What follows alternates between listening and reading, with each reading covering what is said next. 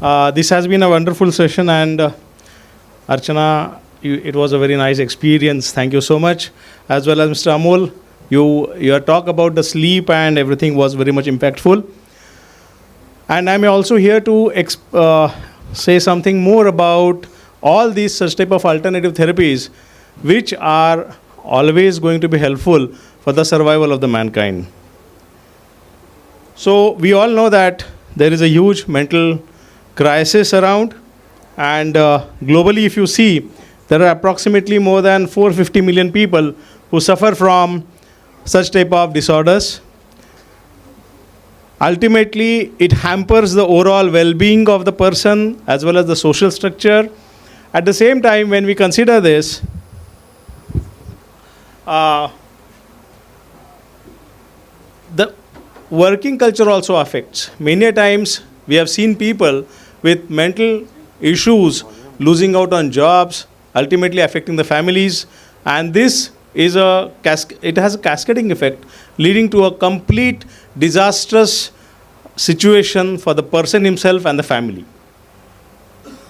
Now, if we consider this, the various aspects which cover the mental health is adverse childhood experiences could be one of the reasons.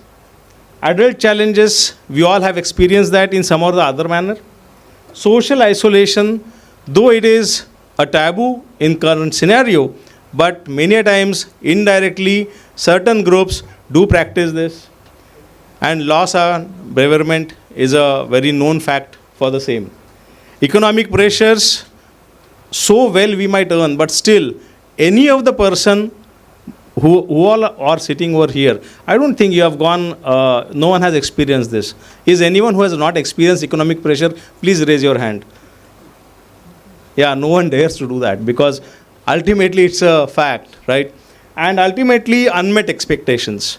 Frankly speaking, when we think about it, I think the entire mental disturbances and the mental issues are associated with nothing but expectations and unmet expectations. Sorry.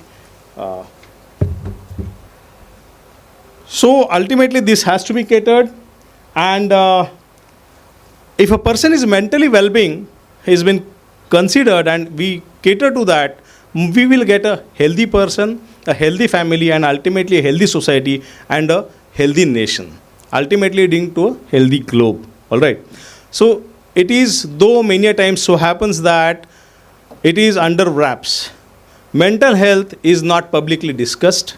Many a times mental health is not shared also. Even the practitioners and the physicians, when the patient approaches them, many a times the truths are always not shared with them. All right, and this is not what I am saying. This is as per the statistics, what is available. And rightly said by Archana and Mr. Amol, this all jumla or all gapla is off because of the hormones. Whatever the feelings we have, whatever the emotions we carry, these all emotions are part and parcel of various hormones which our body releases. It could be endorphins, it could be serotonin, whatever you call it. You can see there is a huge list, probably the clarity is not there. But then there are not less than 20 hormones, and each hormone has got a very critical role to play. So guys, it is not beautiful faces which gives you happiness. It is the release of some hormone which ultimately leads to the happiness, okay? And even your food craving, your depression, your sadness, what all things are there, these are all impactful and related to the hormonal structure of our body. And ultimately, guys, the most important part is the modern medicine, whatever we are practicing, just keeps on treating the symptoms, but it never caters to the real cause. And then the symptoms are treated and a person gets a pseudo feel-good factor, and then the addiction part comes into the role. All right. So the integrative medicine and alternative medicine, these are various facets which are not unidirectional. There are many aspects to this, and these have been very much helpful to people and to maintain the well-being. It is not dependence, it does not lead to any dependency, but it is a natural means and ways to cure the mental illness. So if you consider this, Ayurveda medicine, traditional treatments, mind-body practices, yoga, meditation, tai chi, acupuncture, acupressure, homeopathic remedies, nutraceuticals, and nutritional practitioners. These all combined together have got a vast role. You can see this way the classification of alternative medicine can be classified into psychological, psychological and physical, nutritional, and some of the things are like homeopathy, which do not come into any of the categories, but it is very much prevalent. Though homeopathy is banned in the Western countries, it has shown quite remarkable help in catering to the mental health. So traditional systems, as the most beautiful part over here is the sensory integration. What Archana did over here was the laughing thing. Even dance, music, all these things also ultimately lead to feeling of the wellness and improvisation of the mental health. So these many aspects are there. It's a huge combination of various aspects. It could be Ayurveda, it could be Siddha, it could be Unani, it could be your Tai Chi, it could be Qigong, all right, it could be chiropractic. You name it and you have it. And these all branches are very much prevalent over here in India, globally also, and there are very good referral standards which have been developed, which prove that this is not something which is something out of no man's land. All right, this is helping people, and ultimately it is able to sustain also. That is the most beautiful part of this alternative system and traditional healing wisdom. I'll just like to state that treating the individual as a whole entity, as I told you, modern medicine treats mostly as the symptoms. But here, the holistic approach treats the person as a whole entity, physical, mental, emotional, spiritual dimensions, rather than the isolated symptoms are taken care of. So if you consider the utilization of alternative medicine, adult usage is 31 to 50%, 70% mental health users, and amongst this, 60% do not disclose. Many a times it has been observed that the reality is never showcased, and then it is based upon the experience of respected medical practitioners who cater to these needs and they help these people. But many a times people are not opening up, and that is the main challenge in catering to this. This is another statistics. These are the key findings where 28 to 9% of the of the people are not disclosing. And you can see this: prayers, mind-body therapies, herbal remedies, and chiropractic is most of the prevalent methods of the alternative medicine.